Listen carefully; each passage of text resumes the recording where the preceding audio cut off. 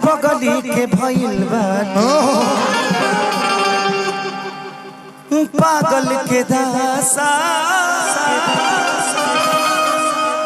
आज हमरा पता चलल प्रेम के भाषा कि रोते रोते मिले हमसे आयल बड़ी कि रोते रोते मिले हमसे हरियायल बड़ी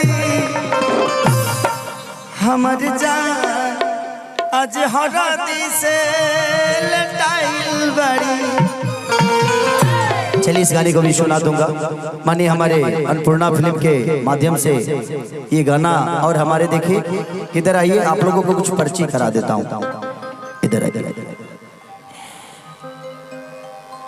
इनको तो आप लोग पता नहीं जानते ही होंगे, मुझे लगता है कि बहुत लोग जानते होंगे।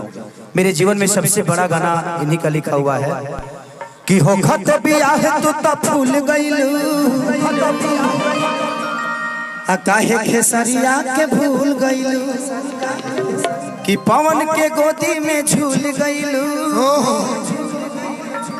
वो यही पवन है, इन्होंने ही वो रामायण का चौपाई लिखा था। इनका लिखा हुआ एक और गाना बहुत बड़ा आप लोगों ने की जेसीबी से गोरदा जवानी रजऊ टेम्पू से नई हर चल जाई से लेके जितना भी एक गाना हो कि किस्मत बदले दागा और जी बातों हरायागा अब सुन ला बतिया गौर से बस ये तने कराए राम जी कि दिल लागे न अब के हुआ से। बाबा का 200 मिलियन गाना है कम से कम है। डोली में गोली मार दे कि जहिया आई बारात तोरी डोली में गोली मार दे। वो मनोरंजन है, तू रियल में मत कर।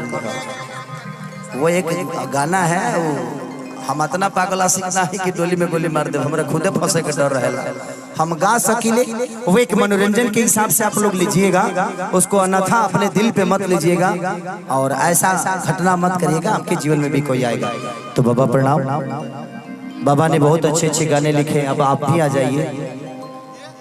इनको तो कौन नहीं जानता है, हमसे ज्यादा तो यही रहते हैं चर्चा में। चलिए अखिलेश कश्यप जी हैं, ये भी ब्राह्मण कुल से ही है और इनका भी आशीर्वाद हमें हमेशा मिला है। इनका पहला गाना मैं पहली बार गाया था कि गोरी तोरी चुनरी झलकौआ झलकौआ जान मरे लहंगाई लखनऊआ। उसके बाद इनका गाना होली में गाया था कि 2 रुपया हो 2 रुपया 2 रुपया काची दुरंगाई ले अब 2 रुपया हो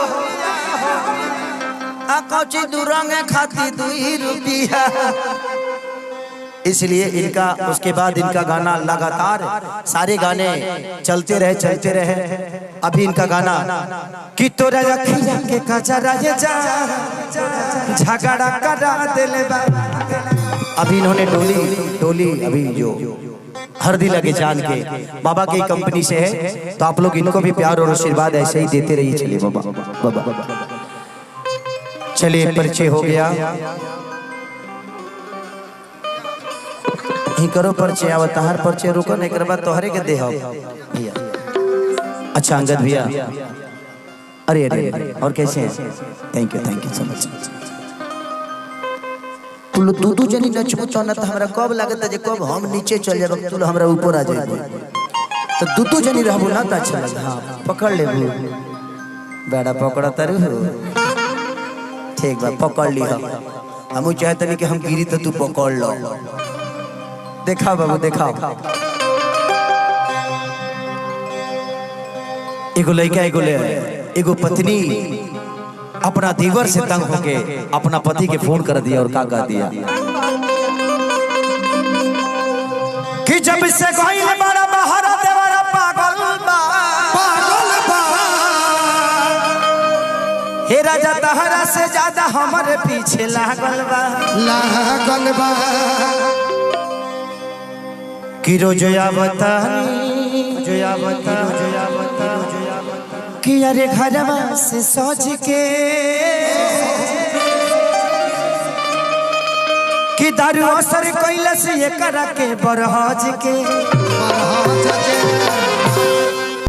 और दिया कह दिया कैसे कि दही के नदिया के तोहरा बिलारी रखवार भइल राजा 1 2 3 4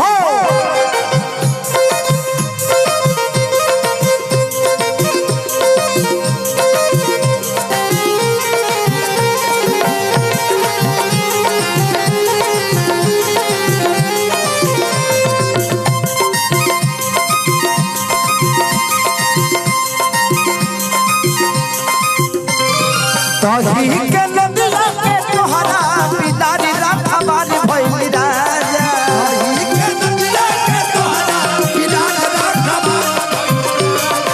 दही के नदिया के तोहरा बिलारी रखवार भइल राजा तो लगे ई देवा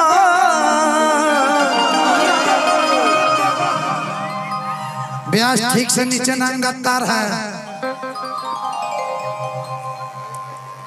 हमरे नीचे नंगा तरबा हाँ नीचे बा तू ही जोर ले रहा का कुछ बोल देता रहा लो। देखिए थोड़ा सा बाबू आप मेरे से दूर रहिएगा। हम शादीशुदा आदमी हैं। पहले यूट्यूब नहीं था तो कुछ भी हमारा इधर उधर का कांड नहीं जा पाता था घर पे। आजकल अपडेट हो जाता है, एक घंटा में हमारा खौरावा। देखिए मैं ऐसा नहीं, मैं शरीफ आदमी, कभी कभी बिगड़ जाता हूँ, अलग मैटर है। कौन है दुनिया में जे साधु बाबू बिगड़ल नहीं है? ये दुनिया में सबसे बढ़िया साधु वही हुआ है जो सबसे ज्यादा बिगड़ा था। वाल्मीकि को देखिए, वाल्मीकि तो मारा मारा करते थे, लेकिन उन्होंने रामायण की रचना कर दी। तो जब सारा बुरा कर्म से उन्नति हो जाएगी, छोड़ा कहा करे के भाई कहिए ले ले बनी। अभी बता बजे दारू तो तबे छोड़बो जब दारू पिए ले होगो ना यार, बहुत बेकार चीज है। तो जब तक आपको महसूस नहीं होगा तब आप जीवन में आदमी नहीं बनिएगा। और ते कह दिया बाबू कि लगे डर इते बड़ी करी घाती ये राजा, लगे डर इते बड़ी करी घाती ये राजा, दिन रात रहे छतिया हाथी ये राजा,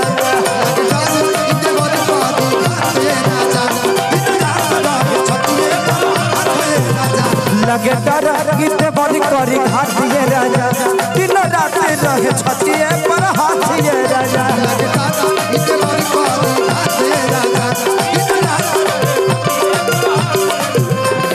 धूप में निकला ना करो रूप की रानी, धूप में निकला ना करो रूप की रानी, कहीं गोरा रंग काला ना पड़ जाए। पंथ है पथरीला पैदल न चलो तुम, पंथ है पथरीला पैदल न चलो तुम, कहीं गोरा रंग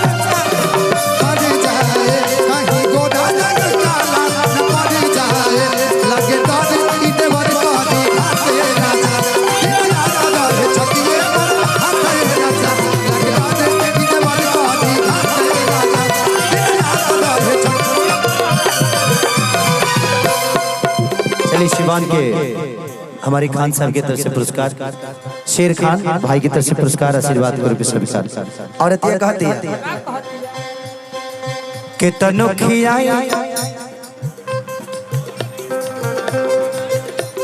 खियाई मुहावा में ठूस ठूस के, जाके बैठ जाला कोना में रुस के,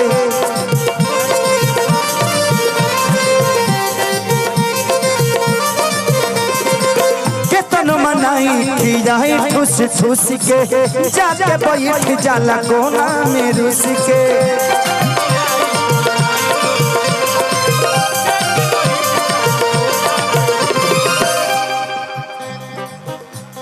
लइका कहाए के गुलार लीले पतैयार भइल राजा,